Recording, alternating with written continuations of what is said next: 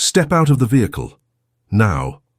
Officer Vincent Crawford's voice cut through the Saturday afternoon air like a blade. His hand rested on his holster as he stared at the woman beside the pristine 1967 Mustang. I know you didn't buy this car. Jasmine Brooks, dressed in tailored slacks and a silk blouse, slowly raised her hands. Around them, shoppers stopped. Phones emerged. A circle formed.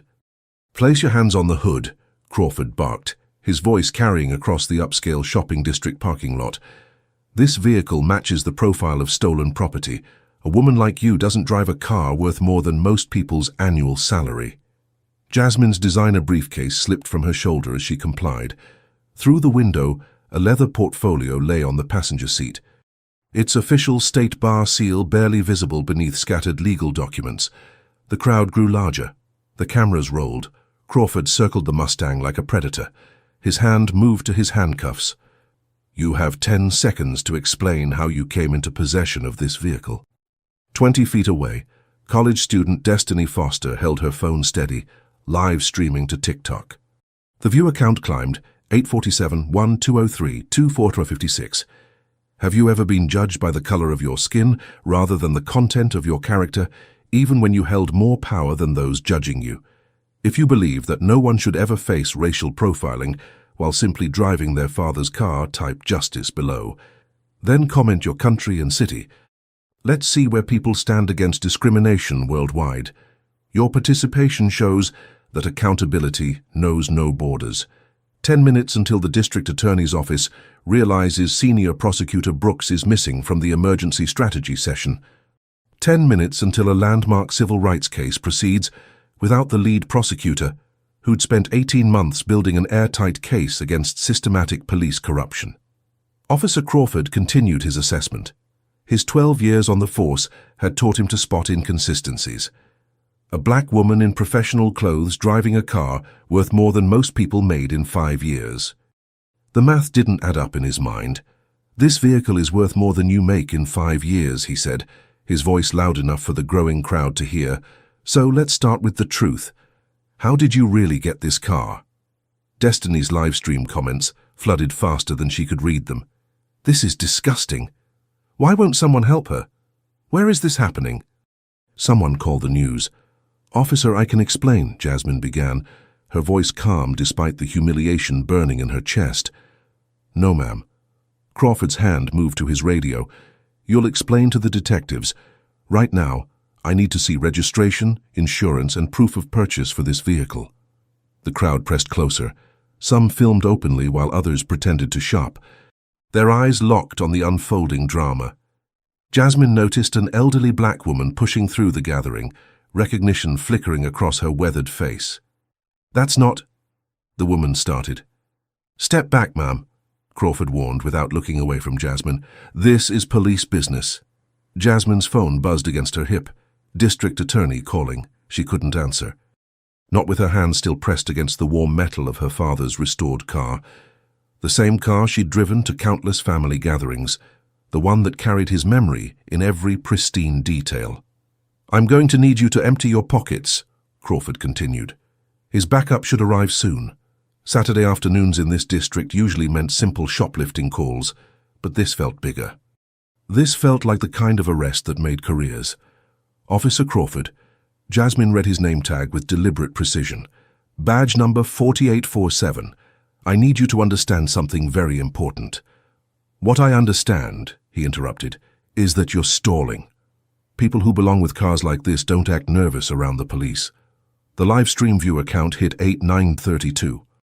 Destiny's phone battery showed 34%, but she couldn't stop recording.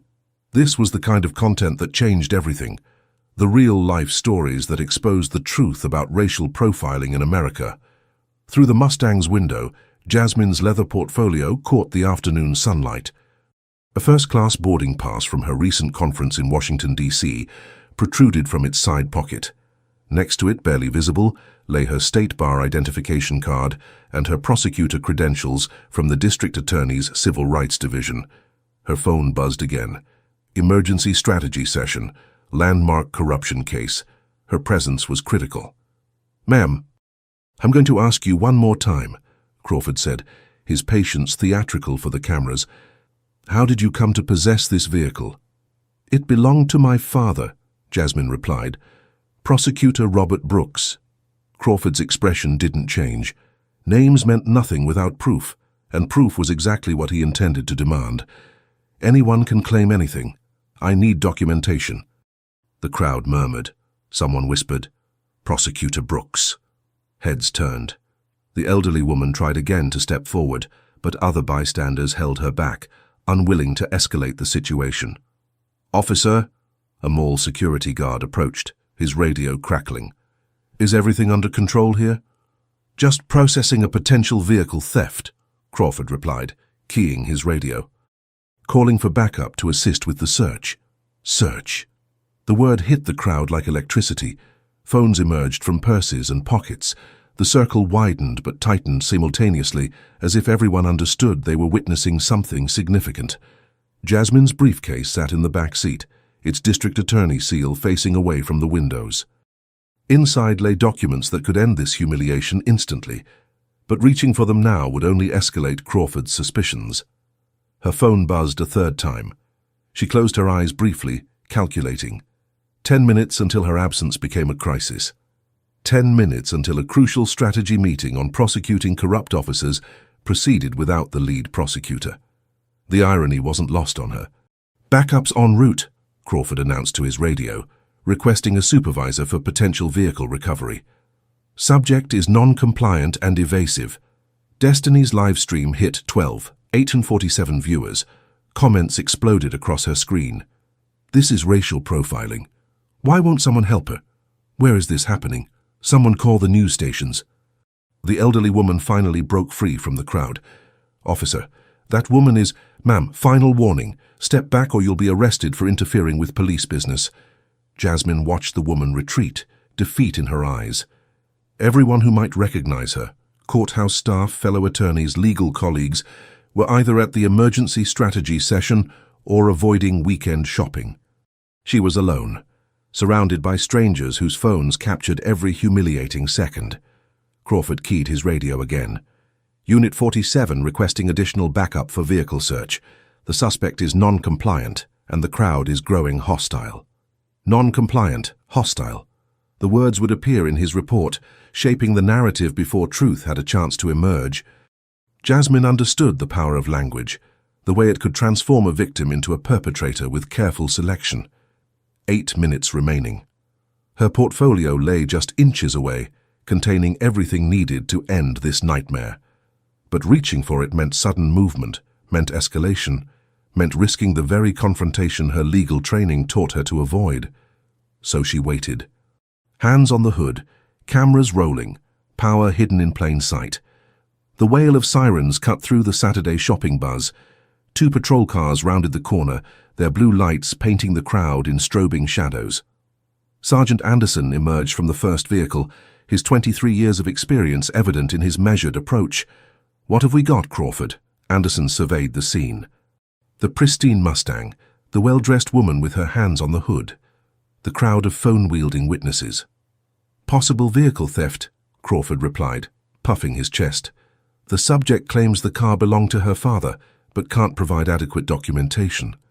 Anderson studied Jasmine more carefully. Something felt off about Crawford's assessment, but protocol demanded support for an officer in the field. "Ma'am, we're going to need you to step away from the vehicle while we conduct our investigation." Destiny's live stream exploded to 417 viewers. Her phone battery dropped to 28%, but she couldn't stop recording.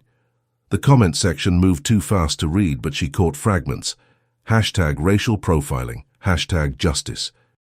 Hashtag Prosecutor Brooks. Wait, Prosecutor Brooks? Officer Janet Martinez emerged from the second patrol car, her 5 years on the force making her cautious about high-profile situations. She immediately began crowd control, establishing a perimeter while documenting the scene with her body camera. "Sir, we need to maintain order here," Martinez told Anderson. "This crowd is getting agitated. And I see media arriving." Indeed, a local news van had turned into the parking lot, its satellite dish extended.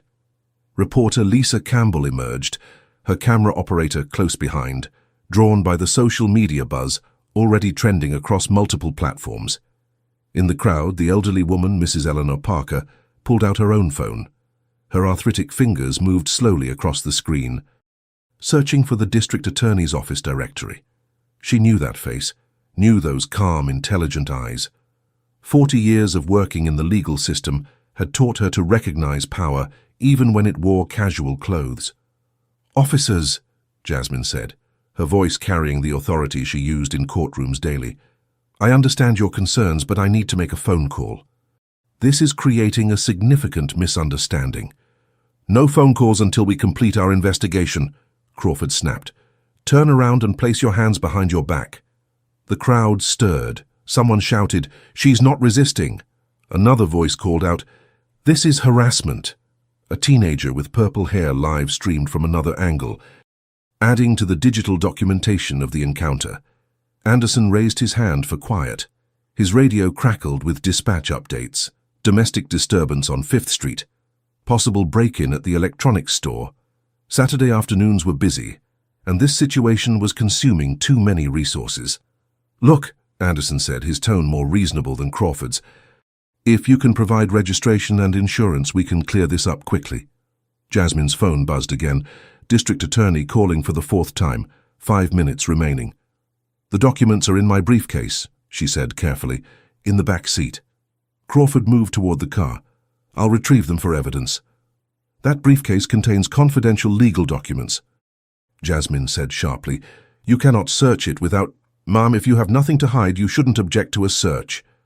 The legal implications hit Jasmine like a physical blow. Attorney-client privilege, sealed case files, prosecutorial confidentiality agreements. Her briefcase contained documents that could compromise ongoing investigations, violate ethics rules, and potentially derail active prosecutions of corrupt officers. "Officer, I'm invoking my 4th Amendment rights. You cannot search my vehicle or personal effects without a warrant or probable cause." Crawford's smile was cold. "Probable cause? How about suspected vehicle theft?" Mall security supervisor Carlos Rodriguez approached the scene, his 10 years of retail security experience telling him this situation was beyond his pay grade. "Officers, mall management is concerned about the disruption to business." "How long will this take?" "As long as necessary," Crawford replied curtly. "We're conducting a criminal investigation," Martinez whispered to Anderson. "Sarge, the live streams are going viral. We've got over 40,000 people watching this online." Anderson felt the weight of scrutiny. Modern policing meant every action faced immediate public judgment. One wrong move could destroy careers, spark protests, or trigger federal investigations. In the crowd, Mrs. Parker finally found what she was looking for. Her face lit up as she recognized the photo on the district attorney's website. Senior Prosecutor Jasmine Brooks, Civil Rights Division. She pushed forward again, but the crowd had grown to over 200 people. "Officer," Mrs. Parker called out, her voice carrying decades of legal system authority. "That woman is Prosecutor Jasmine Brooks of the District Attorney's Civil Rights Division." Crawford paused, handcuffs halfway to Jasmine's wrists. "Ma'am, please step back." "I worked in the DA's office for 40 years, Mrs. Parker continued. "I know Prosecutor Brooks. Her father was Robert Brooks. He drove this exact car for 20 years. Anderson looked between Mrs. Parker and Jasmine, doubt creeping into his expression. Martinez activated her radio, requesting a supervisor and additional backup for crowd control. Destiny's phone showed 45,678 viewers. Comments flooded in from across the country as the hashtag Prosecutor Brooks began trending. Local news stations picked up the feed, amplifying the reach exponentially. This is Lisa Campbell, Channel 7 News, coming to you live from Northbrook Shopping Center, where a traffic stop has drawn significant attention and raised questions about racial profiling. The situation was spiraling beyond Crawford's control, but his pride wouldn't let him back down. 3 years from retirement with a record that included 18 excessive force complaints and 2 federal lawsuits settled quietly by the city. This arrest could redeem his reputation or destroy it entirely. "Ma'am, you're under arrest for failure to provide proper vehicle identification and obstruction of justice," Crawford announced, producing handcuffs. Obstruction? Anderson questioned. Crawford, maybe we should... She's been evasive from the beginning, Crawford interrupted. Turn around! The crowd erupted. Phones captured every angle as Jasmine slowly turned, her dignity intact despite the humiliation. Her father's voice echoed in her memory. Sometimes the law fails us, baby girl, but we never fail the law. Crawford's radio crackled. All units be advised. District Attorney's Office reports Senior Prosecutor Jasmine Brooks is missing from emergency strategy session. All patrol units should be alert for possible emergency or abduction. The color drained from Crawford's face. Anderson grabbed his radio. Dispatch, Unit 23, can you provide a description of the missing prosecutor? African-American female, 45 years old, approximately 5'6", last seen wearing tailored slacks and silk blouse, driving a blue 1967 Ford Mustang, license plate RBB 1967. Anderson looked at the car. RBB 1967, Robert Brooks, 1967. 3 minutes remaining. The pieces clicked into place. The confident demeanor, legal knowledge, the careful word choices. Anderson had worked dozens of cases prosecuted by Brooks over the past 5 years. Without the courtroom setting and professional context, he hadn't recognized her. Crawford, Anderson said quietly, I think we need to... I don't care who she claims to be. Crawford snarled, but his voice wavered. Proper procedure demands... Jasmine's phone rang again. This time she could see the caller ID through her pocket. District Attorney Margaret Thompson, emergency session, landmark case. Her legal strategy needed to break a deadlock on prosecuting systematic police corruption. The irony was perfect. Officers, Jasmine said, her voice carrying the quiet authority that had commanded courtrooms for 15 years. I'm going to reach for my identification now. You can watch my hands. You can follow protocol. But this ends here. Crawford raised his handcuffs again. Ma'am, do not reach for anything. Let her, Anderson said firmly. Step back, Crawford. The crowd held its breath. 53. Zero viewers watched Destiny's live stream. The news camera rolled. Mrs. Parker smiled with satisfaction. 2 minutes remaining. Jasmine reached slowly toward her briefcase, her movements deliberate and visible. Her fingers found the leather portfolio, pulled it free and flipped it open. The moment of truth had arrived.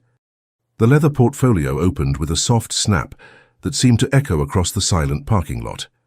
Inside, nestled against cream-colored legal documents, lay a prosecutorial identification card bearing the seal of the District Attorney's Office. Senior Prosecutor Jasmine Brooks, Civil Rights Division, District Attorney's Office. The silence stretched like a held breath. 53.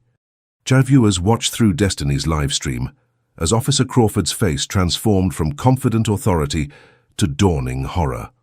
The prosecutorial ID caught the afternoon sunlight, its official seal unmistakable to anyone who'd spent time in courtrooms. Officer Crawford, Jasmine said, her voice carrying the quiet power that had convicted criminals for 15 years. Badge number 4847. I am Senior Prosecutor Jasmine Brooks of the District Attorney's Civil Rights Division. The crowd erupted, not in anger but in stunned recognition. The elderly Mrs. Parker clasped her hands together, vindication written across her weathered features.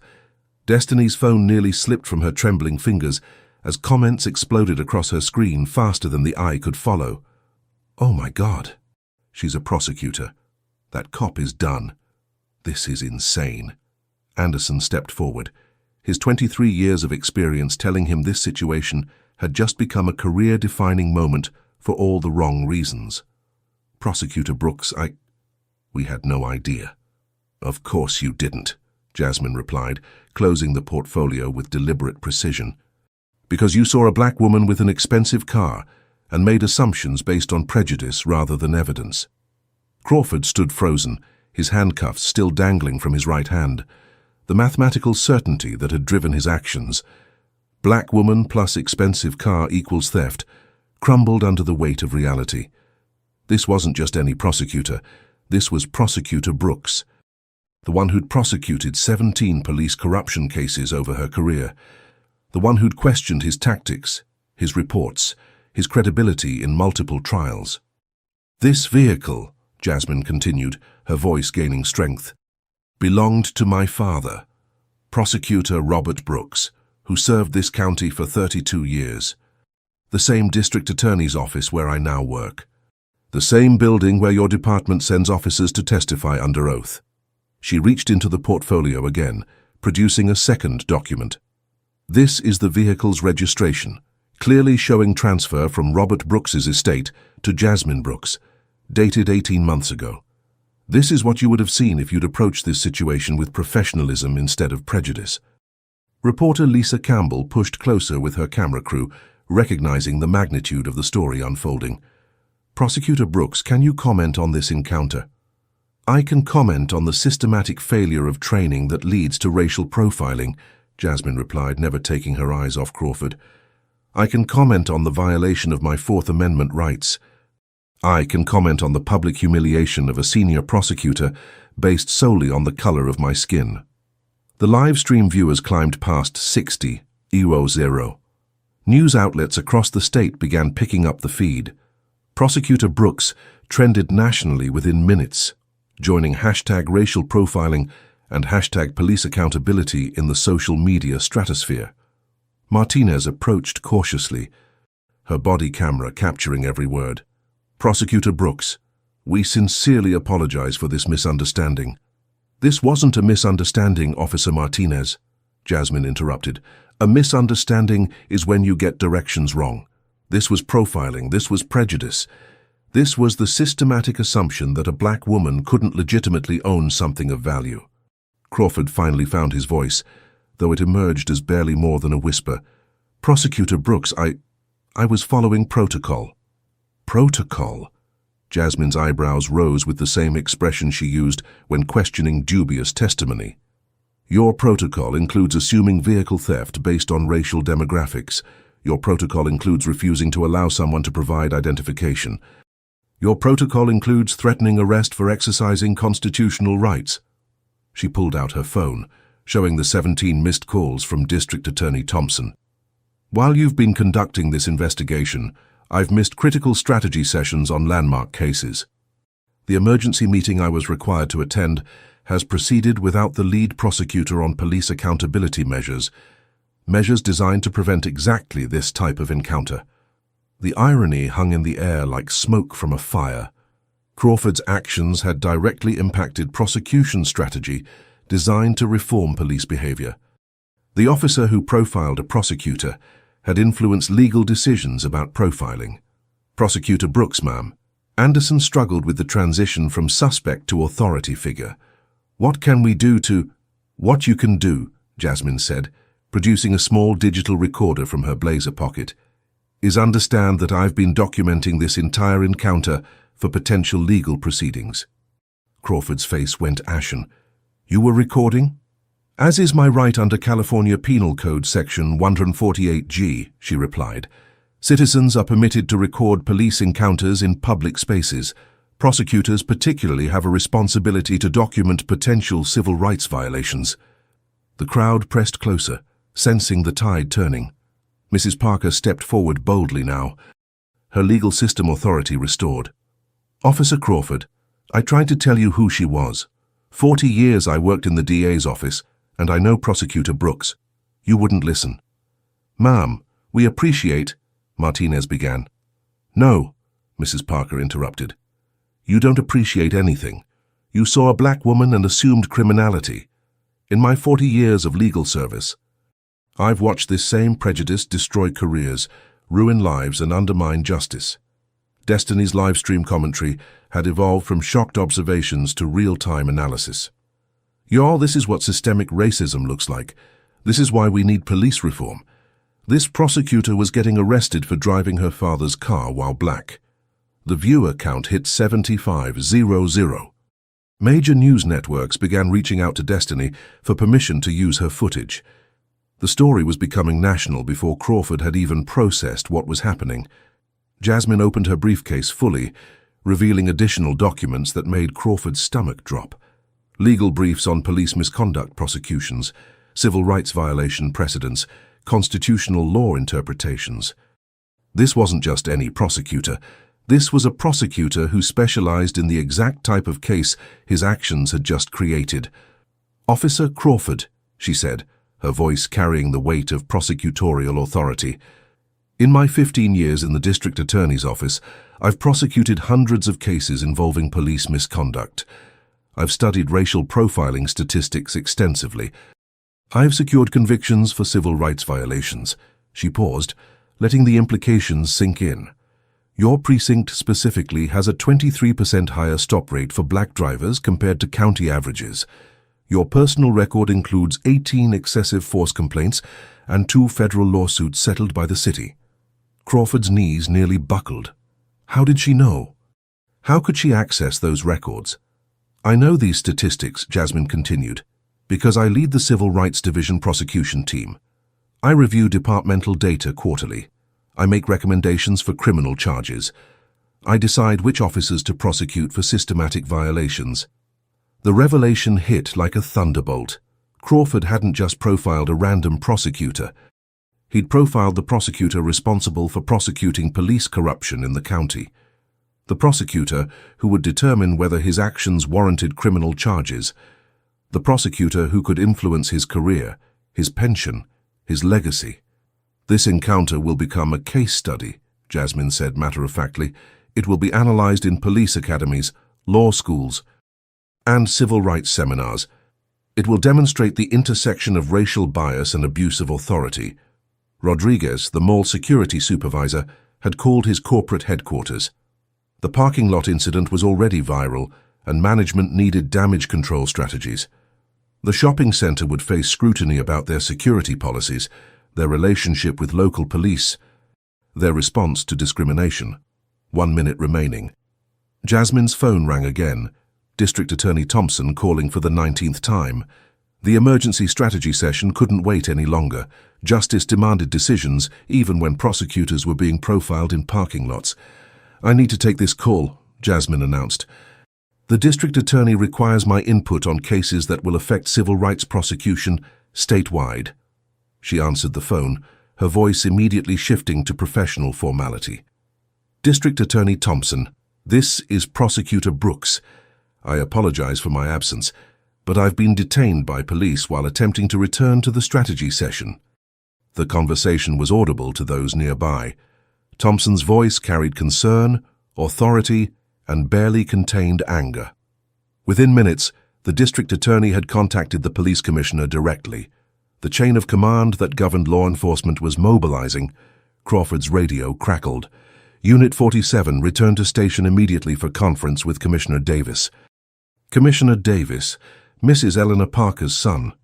The elderly woman who'd tried to help now smiled with the satisfaction of 40 years in the legal system. She'd watched justice delayed, but rarely justice denied.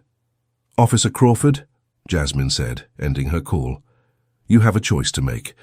You can learn from this encounter and become part of the solution, or you can continue the same patterns that brought us to this moment."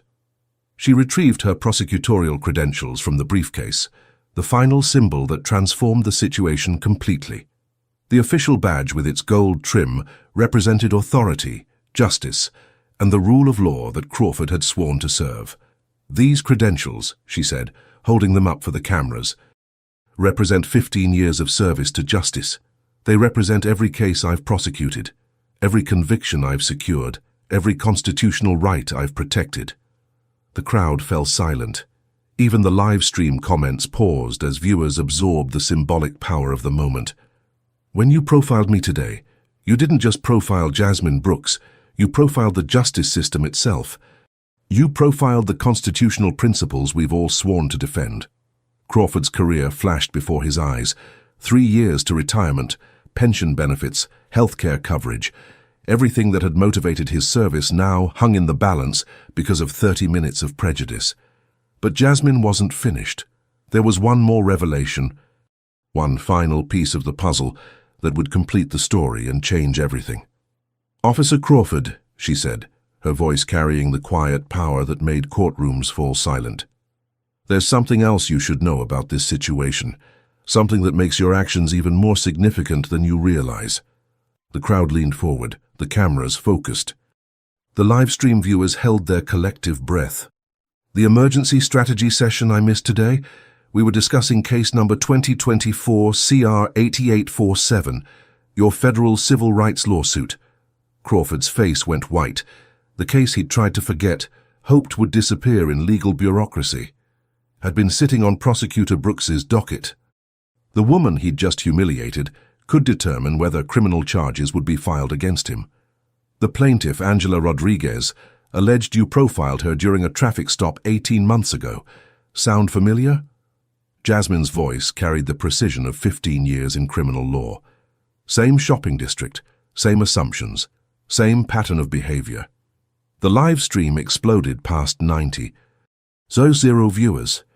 Destiny's hands shook as she held her phone steady, understanding she was documenting legal history in real time. The comment section became a blur of outrage, support, and disbelief. Anderson stepped forward, his 23 years of experience telling him this situation required immediate damage control. Prosecutor Brooks, Officer Crawford was following department protocol. Protocol? Jasmine opened her briefcase again, producing a thick document bound in blue covers. California Penal Code Section 13519. 4 prohibits discrimination by law enforcement based on race, color, or national origin. Your protocol violates state law. She flipped through pages with the efficiency of someone who'd memorized constitutional law. Furthermore, under 42 U.S.C. Section 1983, Officer Crawford's actions constitute a federal civil rights violation. The financial liability alone could exceed $2.3 million based on recent settlement precedents in the Ninth Circuit. Martinez activated her radio, requesting immediate supervisory presence. This had evolved beyond a simple misunderstanding into a potential federal case with massive financial implications for the department. Prosecutor Brooks, Anderson said carefully, what would it take to resolve this situation? Jasmine smiled, the same expression she used when attorneys asked poorly constructed legal questions. Sergeant Anderson, you're asking a senior prosecutor to negotiate her own civil rights violation. That's not how the justice system works. The crowd pressed closer. Mrs. Parker stepped forward, her legal system authority fully restored. Prosecutor Brooks, in my 40 years of legal service, I've never seen such blatant disregard for basic human dignity. Mrs. Parker is correct, Jasmine replied. But this isn't about dignity alone. This is about systematic failure that requires systematic solutions. She turned to address the cameras directly, understanding that her words would reach millions beyond the parking lot crowd. Officer Crawford represents a pattern of behavior that undermines public trust in law enforcement. According to Department of Justice statistics, black drivers are 31% more likely to be stopped and 44% more likely to be searched, despite being 26% less likely to possess contraband. Crawford found his voice, though it emerged weakened by the weight of evidence against him. Prosecutor Brooks, I made an error in judgment. An error? Jasmine's eyebrows rose with prosecutorial skepticism. Officer, you threatened to arrest me for exercising my Fourth Amendment rights. You assumed criminal activity based solely on racial demographics. You ignored witness testimony from Mrs. Parker. You refused to allow me to provide identification. These aren't errors, they're constitutional violations. The mall security supervisor, Rodriguez, approached with his corporate attorney on speakerphone. The shopping center faced potential liability for hosting discriminatory police actions on their property. Insurance companies were already being contacted. Prosecutor Brooks, the attorney's voice crackled through the phone, Northbrook Shopping Center deeply regrets this incident and wants to cooperate fully with any investigation. Cooperation requires action, not apologies, Jasmine replied. This mall's security policies allowed racial profiling to occur on private property. Your liability extends beyond this incident to every discriminatory action your security staff witnessed and failed to prevent. She produced another document, a legal brief on premises liability for civil rights violations. Under California Civil Code Section 51-7, businesses can be held liable for discriminatory acts occurring on their property when they failed to take corrective action. The corporate attorney went silent. Shopping centers across the state would need to review their security protocols, train their staff, and implement anti-discrimination policies to avoid similar liability. Commissioner Davis arrived with sirens blaring.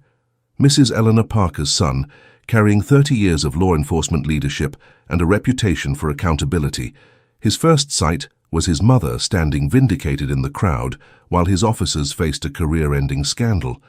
Prosecutor Brooks, Commissioner Davis approached with the respect due to prosecutorial authority. I apologize for this unconscionable violation of your rights and dignity. Commissioner, your apology is noted, but accountability requires more than words, Jasmine replied. Officer Crawford's pattern of behavior suggests systematic training failures that endanger both community trust and departmental liability. She opened to a specific page in her legal brief.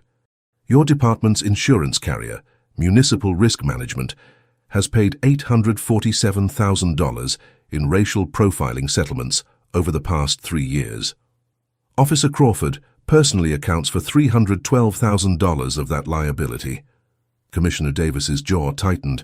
Insurance costs were crushing police budgets statewide. Departments that couldn't control civil rights violations faced skyrocketing premiums or policy cancellations. What specific remedies are you seeking, Prosecutor Brooks? Commissioner Davis asked, understanding that prosecutorial recommendations carried the weight of legal precedent. Jasmine closed her briefcase, her decision made. Officer Crawford has 3 options. And this choice will determine not only his career, but the trajectory of police reform in this county. The parking lot fell silent. 96,000 viewers watched the live stream as a senior prosecutor delivered what amounted to a legal ultimatum to law enforcement. Option 1. Officer Crawford submits to immediate suspension pending federal investigation under 42 U.S.C. Section 1983. He faces potential criminal charges, civil liability, and permanent termination. This option protects his constitutional right to due process while acknowledging the severity of his actions. Crawford's legs nearly gave out. Criminal charges meant prison time, loss of pension, destruction of his family's financial security. Option 2. Officer Crawford accepts voluntary demotion, completes 200 hours of bias training, and serves as a case study for police academy reforms. He testifies before the state legislature about the dangers of racial profiling and becomes an advocate for change. This option allows redemption through education and service, the crowd murmured. Second chances were rare in cases of civil rights violations. But transformation through accountability offered hope for systematic change. Option 3. Officer Crawford retires immediately with full benefits, acknowledging that his mindset represents outdated policing that has no place in modern law enforcement. He avoids criminal prosecution, but forfeits any future role in law enforcement or security services. Commissioner Davis understood the political implications. Option 3 protected the department from federal investigation while removing a problematic officer. Option 2 provided educational value, but risked public criticism. Option 1 guaranteed negative publicity but demonstrated accountability. Officer Crawford, Jasmine said, her voice carrying the authority that had prosecuted thousands of cases. You have 60 seconds to choose. Your decision will be binding and immediately effective. The countdown began. Not the emergency strategy session timing that had driven the earlier urgency, but a final moment of choice that would define careers, policies, and precedents. Crawford looked at his hands, still holding the handcuffs he'd planned to use on a senior prosecutor. His 18 excessive force complaints, his federal lawsuits, his pattern of behavior that had led to this moment of reckoning. He began, his voice breaking.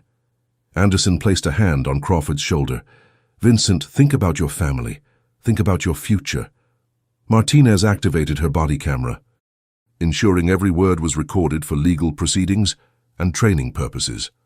The live stream viewers held their collective breath. Comments slowed as 98,000 people waited for a decision that would impact police accountability across the nation. Mrs. Parker smiled with the satisfaction of 4 decades in the justice system. Her son, the commissioner, maintained professional composure while privately acknowledging his mother's vindication. Jasmine waited with the patience of prosecutorial experience. 15 years of hearing confessions, pleas, and excuses had taught her to recognize the moment when someone faced the truth about their actions. 30 seconds remaining, she announced. Crawford's career, his pension, his family's future, everything balanced on the choice between accountability and consequence. The mathematics that had driven his prejudice now demanded a different kind of calculation. The moment of decision had arrived. "I choose option 2, Crawford said, his voice barely audible above the crowd's murmur. "I'll accept the demotion, complete the training, and testify about what I did wrong." The parking lot erupted in surprised discussions. 104,000 live stream viewers witnessed a police officer choosing accountability over self-preservation. Comments flooded Destiny's screen faster than anyone could read. He actually chose accountability. This is historic. Real change happening live. Jasmine nodded with the measured approval she reserved for defendants who accepted responsibility. "Officer Crawford, your choice demonstrates the possibility of growth through accountability. However, this agreement requires immediate implementation and measurable outcomes." Commissioner Davis stepped forward, his authority as police leader now aligned with prosecutorial oversight. "Prosecutor Brooks, I'll personally oversee Officer Crawford's compliance with these terms. This incident will trigger a department-wide review of training protocols and accountability measures." "Commissioner, your commitment is noted," Jasmine replied, producing a final document from her briefcase. "This is a memorandum of understanding I drafted during our conversation. It outlines specific reforms your department will implement within 90 days. She handed copies to Commissioner Davis, the news media, and Destiny for the live stream audience. The document detailed concrete changes that would prevent future incidents. Mandatory body cameras for all traffic stops with footage reviewed by civilian oversight boards. The technology exists. Implementation requires only administrative will and budgetary allocation of $2.3 million annually. Every stop will be recorded, every interaction documented, every officer held accountable for their conduct. Quarterly bias training for all officers conducted by community organizations and civil rights experts. Training will include real-world scenarios, cultural competency, and de-escalation techniques specifically designed to address racial profiling. Cost: $450,000 per quarter, but invaluable for community trust. Data transparency requirements mandating monthly public reports on traffic stop demographics. Statistics will be analyzed by race, location, and officer to identify patterns of discriminatory behavior before they escalate to civil rights violations. The public will have access to real numbers, real accountability. Community Oversight Board with subpoena power to investigate misconduct complaints. Civilian review will include community members, legal experts, and civil rights advocates with authority to compel testimony and evidence. No more internal investigations that protect problematic officers. These reforms, Jasmine explained to the cameras, represent evidence-based solutions to systematic problems. They're not punitive measures against law enforcement. They're professional standards that protect both community rights and officer careers. Martinez, who had documented the entire encounter through her body camera, stepped forward. "Prosecutor Brooks, speaking as a younger officer, I support these changes. None of us joined law enforcement to violate people's rights. We need better training and clearer guidelines." Her statement resonated through the crowd and across the live stream. A police officer publicly supporting reform demonstrated the possibility of change from within the system. The viewer count climbed past 135,000 as news networks amplified the story. Mall Supervisor Rodriguez approached with his corporate attorney still on speakerphone. "Prosecutor Brooks, Northbrook Shopping Center commits to implementing similar oversight measures for our security protocols. We'll establish bias reporting systems and mandatory training for all staff within 60 days. The private sector accountability surprised many observers. Businesses rarely volunteered for additional regulation, but the legal liability and public relations risks made compliance preferable to resistance. Corporate America was watching, learning, adapting. Mrs. Parker stepped forward, her 40 years of legal system experience lending weight to her words. Prosecutor Brooks, I want to thank you for handling this situation with the dignity and wisdom your father would have admired. Prosecutor Robert Brooks would be proud. The mention of her father brought visible emotion to Jasmine's composed demeanor. Mrs. Parker, my father taught me that justice delayed is justice denied, but justice achieved through education is justice that endures. This parking lot will become a classroom for change. Anderson gathered Crawford's equipment, badge, radio, service weapon, symbols of authority that would be returned only after completion of the agreed terms. The demotion was immediate and visible, demonstrating consequences for constitutional violations. Officer Crawford, Jasmine said, her prosecutorial authority now tempered with compassion. Your choice today begins a difficult journey. Bias training isn't punishment, it's education about unconscious prejudices we all carry. Your testimony before the legislature will help other officers avoid similar mistakes. Crawford nodded, understanding that his career's lowest moment could become its most meaningful contribution. Prosecutor Brooks, I'm sorry, I was wrong about everything. About you, about the assumptions I made, about what policing should be. Apologies matter, but actions matter more, she replied. Your testimony will reach thousands of officers in training. Your story will become part of police academy curricula nationwide. That's how individual accountability creates systemic change. The live stream reached 142,000 viewers as news networks began broadcasting the resolution. Hashtag Prosecutor Brooks trended alongside hashtag Police Reform and hashtag Accountability Matters across all social media platforms. The stories that emerged from this encounter would inspire legislative change across multiple states. Commissioner Davis addressed the cameras directly. This incident demonstrates both the problem and the solution. Officer Crawford's actions were unacceptable, but his choice to accept accountability shows that change is possible. Our department will implement every reform Prosecutor Brooks has outlined. The crowd began to disperse, understanding they had witnessed something historic.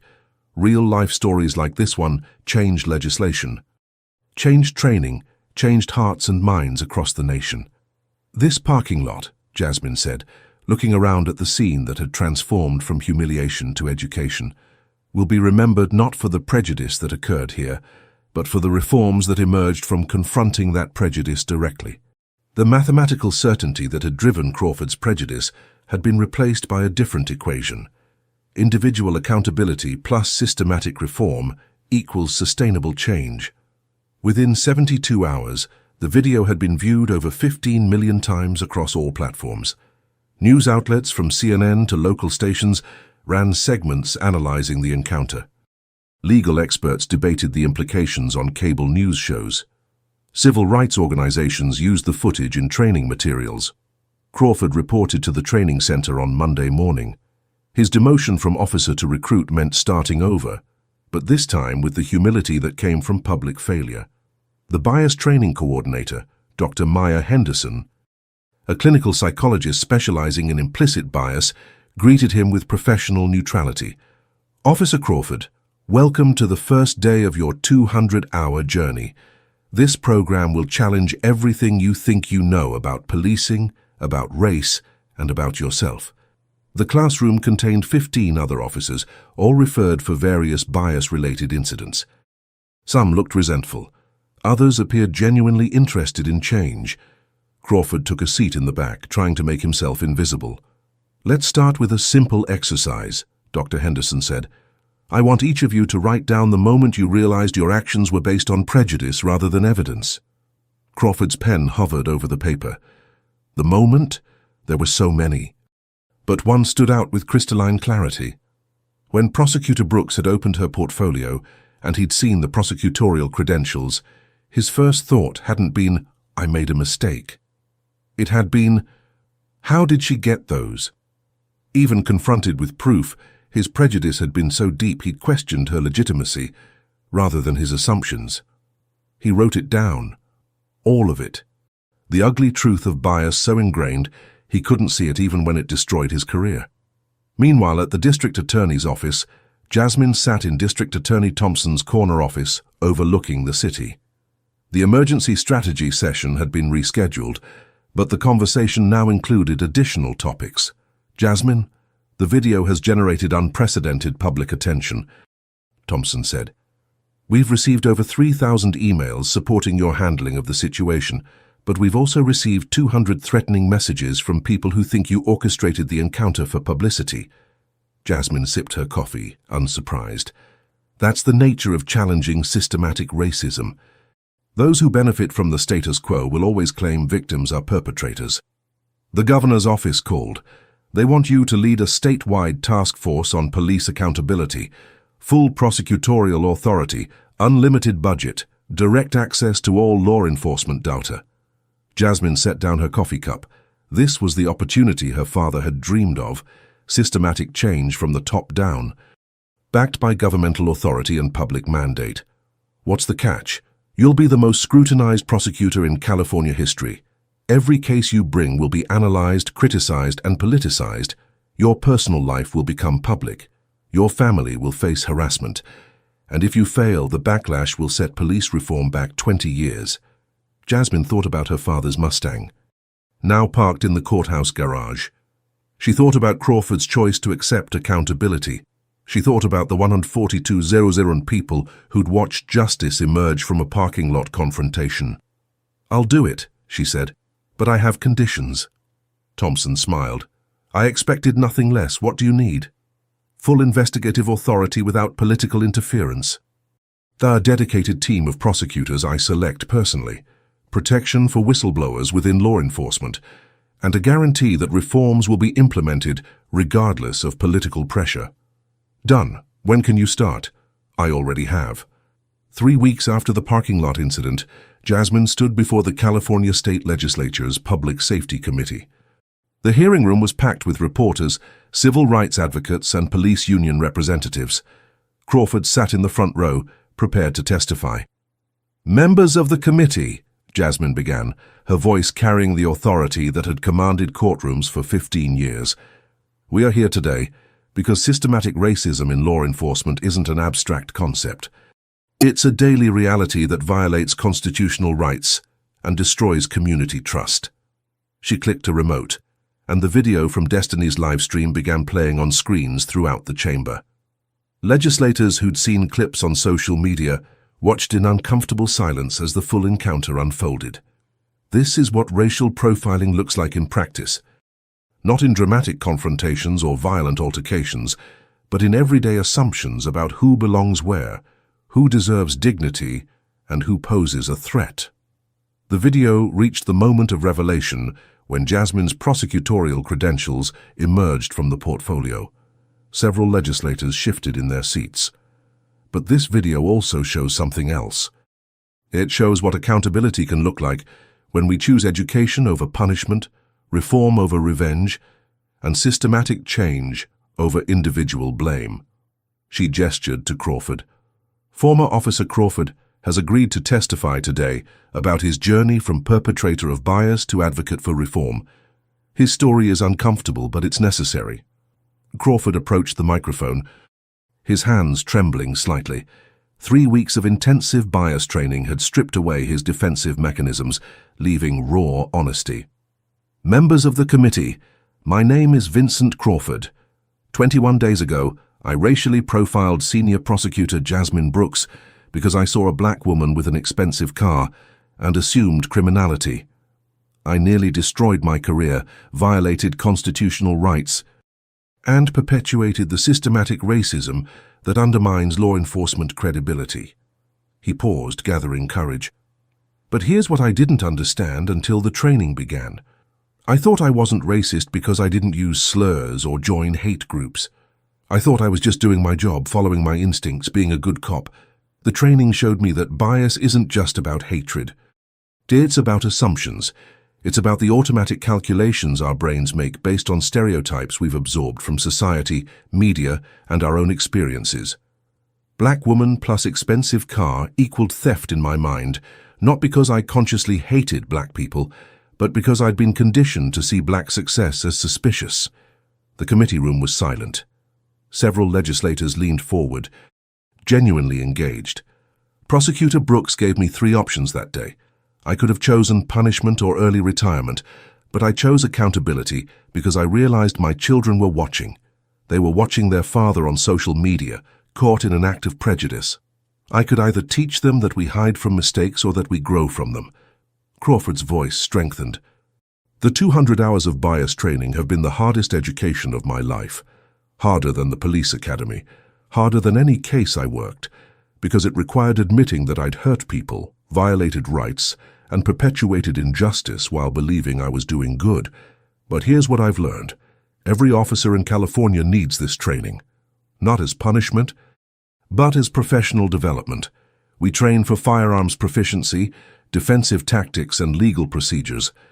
Why wouldn't we train to recognize and overcome the biases that undermine our effectiveness? Jasmine watched the committee members' faces. Some showed skepticism, but others displayed genuine consideration. This was how change happened, not through dramatic confrontations, but through patient presentation of evidence and personal testimony. Committee Chair Senator Williams spoke first. Prosecutor Brooks, your proposed legislation requires 200 hours of bias training for all officers. That's a massive undertaking. What's the estimated cost? Senator, the estimated cost is $120 million annually across all California law enforcement agencies. For context, the state paid $230 million in police misconduct settlements last year alone. Prevention is cheaper than litigation. Senator Rodriguez, a former public defender, raised her hand. Former Officer Crawford, you mentioned your children watching the video. Can you elaborate on that? Crawford nodded. My daughter is 16. She came home from school crying because her classmates had recognized me in the video. She asked me, Dad, are you a racist? I had to answer honestly. I told her I'd acted with prejudice, that I was working to change, but that recognizing bias doesn't erase the harm it causes. She asked me what she should tell her black friends, the ones who'd been nice to her before the video went viral. I told her to listen to them, to believe their experiences, to understand that what happened to Prosecutor Brooks happens to people they love every single day. His voice broke slightly. That conversation with my daughter taught me more about racism than any training session could, because she forced me to see the human cost of my assumptions. The committee voted 2 weeks later. Senate Bill 1619, the Police Accountability and Community Trust Act, passed with bipartisan support. The legislation mandated the reforms Jasmine had outlined in the parking lot: body cameras, bias training, data transparency, and civilian oversight. Governor Martinez signed the bill in a public ceremony at the Capitol. Jasmine stood beside her, along with Mrs. Parker, Commissioner Davis, and surprisingly, Crawford. This legislation represents what's possible when we choose accountability over defensiveness, Governor Martinez said. When a prosecutor who experienced discrimination firsthand chose education over litigation, when an officer who committed a civil rights violation chose growth over denial, when a community demanded change and leaders listened. The media coverage was extensive.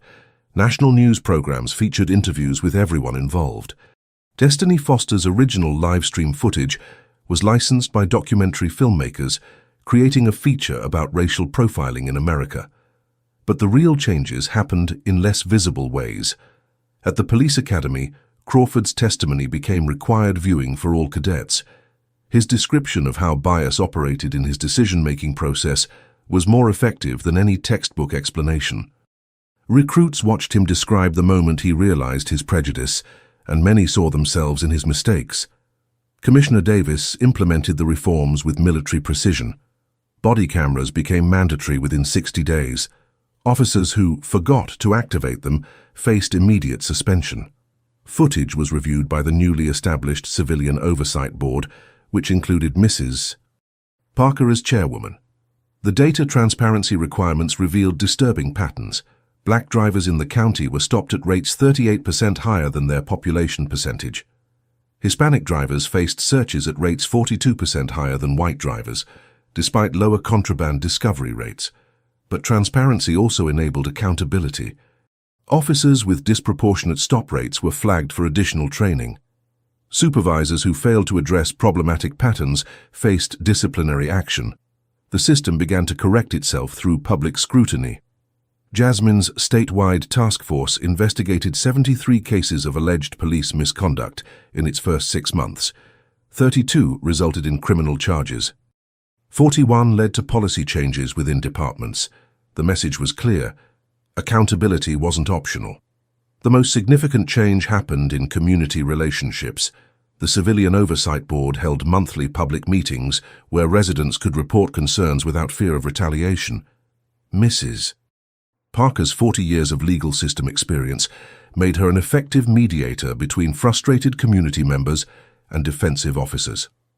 "We're not here to attack police," she told packed meeting rooms. "We're here to ensure they serve and protect everyone equally. That's not anti-police, that's pro-justice." At Northbrook Shopping Center, Rodriguez implemented comprehensive security reforms. Bias reporting kiosks were installed throughout the mall. Security staff underwent quarterly training on recognizing and addressing discrimination. The shopping center established a $500,000 annual fund for civil rights education programs. Other retail chains adopted similar measures. The business community recognized that discrimination was both morally wrong and financially costly. Insurance companies began offering premium reductions for businesses that implemented robust anti-discrimination policies. Crawford completed his 200 hours of training and began his testimony tour. He spoke at police academies, community colleges, and church groups across California. His message was consistent. Bias is learned, which means it can be unlearned, but only through honest acknowledgement and continuous education. At one academy presentation, a young recruit raised his hand. "Officer Crawford, do you think you would have profiled Prosecutor Brooks if she'd been white?" Crawford didn't hesitate. "No, I've stopped dozens of white people driving expensive cars. I've never assumed any of them stole their vehicles. That's how bias works. It's not that I consciously thought I'm going to discriminate today. It's that my automatic assumptions were different based on race." "How do we prevent ourselves from doing the same thing?"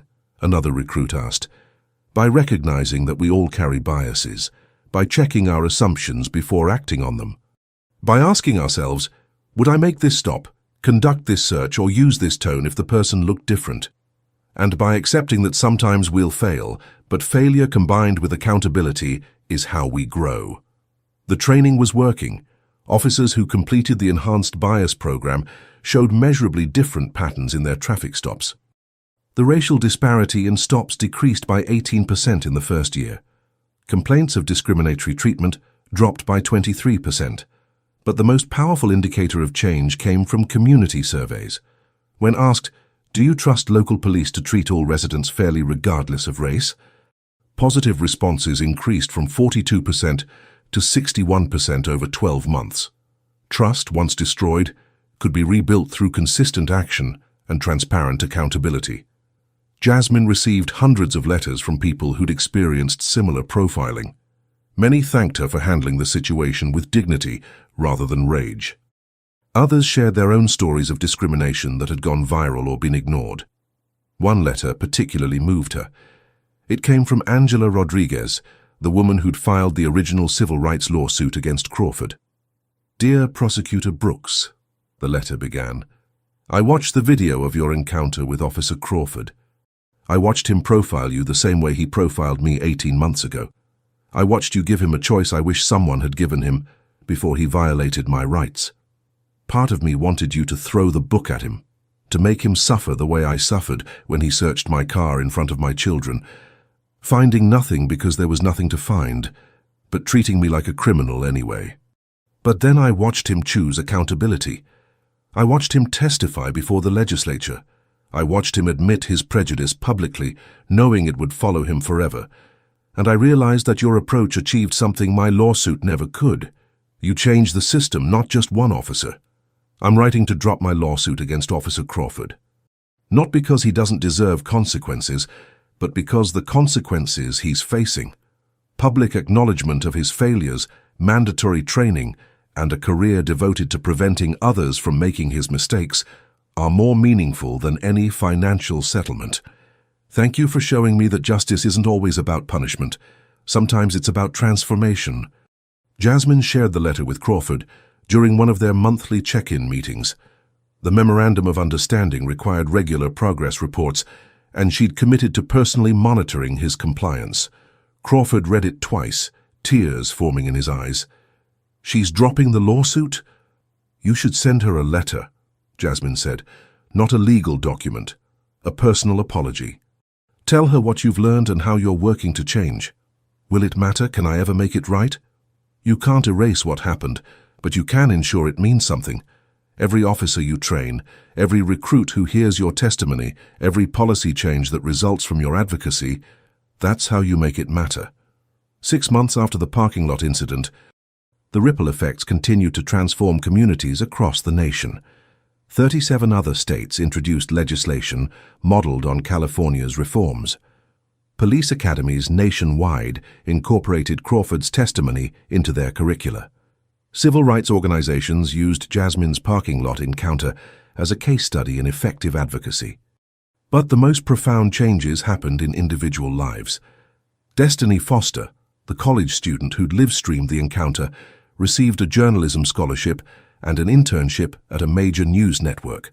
Her commitment to documenting injustice had launched a career in investigative reporting focused on civil rights. Mrs. Parker's leadership of the Civilian Oversight Board demonstrated that age and experience remained valuable assets in the fight for justice.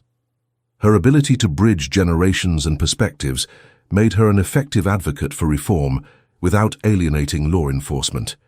Commissioner Davis's department became a model for progressive policing. Other jurisdictions sent representatives to study their reforms. The insurance premiums that had been crushing the budget actually decreased as complaints dropped and community trust increased. Martinez became a vocal advocate for reform within the department. Her body camera footage of the parking lot incident became a training tool demonstrating how officers could support accountability while maintaining solidarity with colleagues. And Jasmine? She continued prosecuting cases, leading the statewide task force, and driving reforms that would outlast her career.